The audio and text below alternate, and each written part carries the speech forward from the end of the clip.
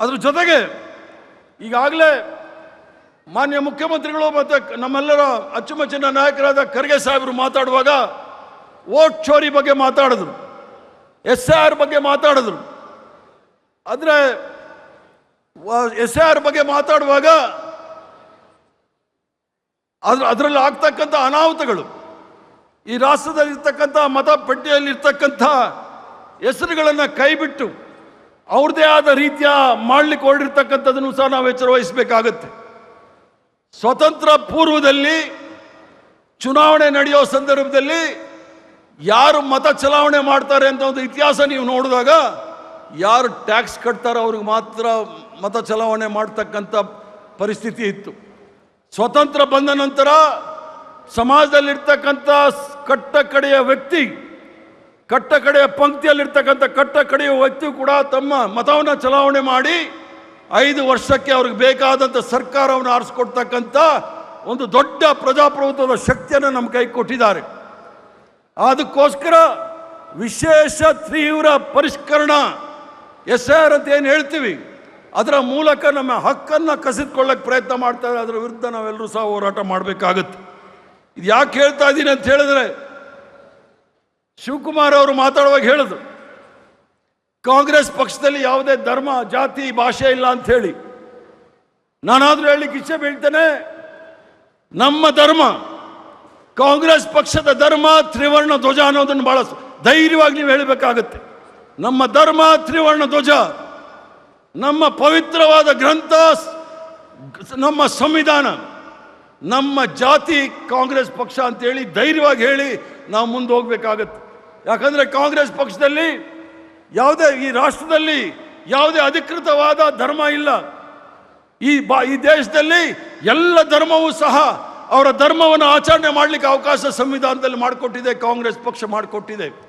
ಯಾರಿಗೂ ಸಹ ನಿರ್ಬಂಧ ಇಲ್ಲ, ಯಾವುದೇ ಧರ್ಮ ಆಚರಣೆ ಮಾಡಲಿಕ್ಕೆ ಯಾರಿಗೂ ಸಹ ನಿರ್ಬಂಧ ಇಲ್ಲ, ಯಾವುದೇ ಭಾಷೆ ಮಾತಾಡಲಿಕ್ಕೆ ಯಾವುದೇ ನಿರ್ಬಂಧ ಇಲ್ಲ. ಆದರೆ ಭಾರತೀಯ ಜನತಾ ಪಾರ್ಟಿ RSS ಅವರು ಧರ್ಮಾಧಾರಿತ ರಾಜಕಾರಣ ಮಾಡಿಕೊಂಡು ಈ ರಾಷ್ಟ್ರದಲ್ಲಿ ಅಶಾಂತಿಯನ್ನು ಸೃಷ್ಟಿ ಮಾಡಲಿಕ್ಕೆ ನಿರಂತರವಾಗಿ ಪ್ರಯತ್ನ ಮಾಡ್ತಾ ಇದ್ದಾರೆ. ಅದಕ್ಕೋಸ್ಕರ ತಾವೆಲ್ಲರೂ ಸಹ ಕರ್ನಾಟಕದವರು ಆದ ಜ್ಞಾನಪೀಠ ಪ್ರಶಸ್ತಿ ಪಡೆದಂಥ ಕುವೆಂಪುರವರ ಕವನವನ್ನು ಕೇಳಿರ್ಬೋದು. ಓ ಬನ್ನಿ ಸೋದರರೇ, ಗುಡಿ ಚರ್ಚು ಮಸೀದಿಗಳ ಬಿಟ್ಟು ಹೊರ ಬನ್ನಿ, ಮೌಢ್ಯತೆಯ ಮಾರಿಯನ್ನು ಹೊರದೂಡ ಬನ್ನಿ, ಬಡತನವ ಬುಡ ಮೇಲ ಕೀಳ ಬನ್ನಿ, ಬನ್ನಿ ಸೋದರರೇ ವಿಶ್ವಪಥಕ್ಕೆ ಅಂತೇಳಿ ಕುವೆಂಪುರವ್ರು ಏನು ಹೇಳಿದರು ನೋಡಿ, ಅದನ್ನು ನಾವು ಸಾಕ್ಷಾತ್ಕಾರವಾಗಿ ಅನುಷ್ಠಾನಕ್ಕೆ ನಿರಂತರವಾಗಿ 80 ವರ್ಷದಿಂದ ತಂದಿರ್ತಕ್ಕಂಥದ್ದು ನಾವೆಲ್ಲರೂ ಸಹ ನೋಡಿದ್ದೇವೆ.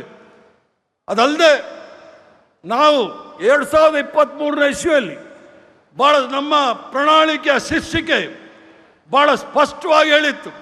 ಅದೇ ನಮ್ಮ ನಾಡಗೀತೆಯ ಒಂದು ಅಂಗ, ಸರ್ವ ಜನಾಂಗದ ಶಾಂತಿಯ ತೋಟ, ರಸಿಕರ ಕಣ್ಗಳು ಸೆಳೆಯುವ ನೋಟ, ಹಿಂದೂ ಮುಸ್ಲಿಂ ಕ್ರೈಸ್ತ ಮುಸಲ್ಮಾನ ಪಾರ್ಸಿಕರ ಜೈನರ ತಾಣ ಅಂಥೇಳಿ ಎಷ್ಟು ಸುಂದರವಾದ ನಮ್ಮ ನಾಡಗೀತೆಯಲ್ಲಿ ವಿವೇಕಾನಂದ ಅವರು ಹೇಳಿದಾಗ ಎಲ್ಲರಿಗೂ ಸಹ ನಾವು ಅವಕಾಶ ಮಾಡಿಕೊಡ್ತಕ್ಕಂಥ ಈ ರಾಷ್ಟ್ರದಲ್ಲಿ ಕೋಮುವಾದ ಅಥವಾ ದ್ವೇಷವನ್ನು ಹರಡಲಿಕ್ಕೆ ನಾವು ಯಾರೂ ಸಹ ಬಿಡಬಾರ್ದು ಅನ್ನೋದನ್ನು ಭಾಳ ಸ್ಪಷ್ಟವಾಗಿ ಹೇಳ್ತೇನೆ.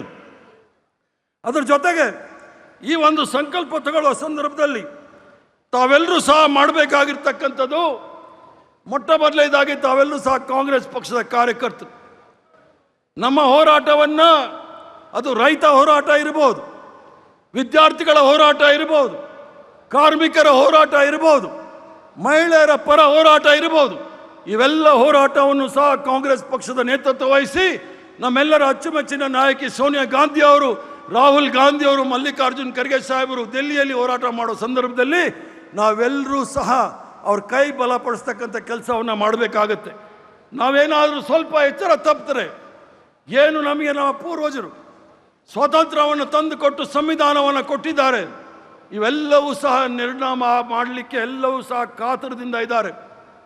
ಇದು ಯಾಕೆ ಹೇಳ್ತಾ ಇದ್ದೀನಿ ಅಂತ ಹೇಳಿದರೆ, ತಾವೆಲ್ಲರೂ ಸಹ ಗಮನಿಸಿರ್ತೀರಿ, ದೇಶದಲ್ಲಿ ಧರ್ಮಾಧಾರಿತ ರಾಜಕಾರಣ ಮಾಡುವಾಗ ಯಾವ ಅನಾಹುತಗಳು ಈ ದೇಶದಲ್ಲಿ ಆಗಿದೆ ಅಂತ ಹೇಳಿ.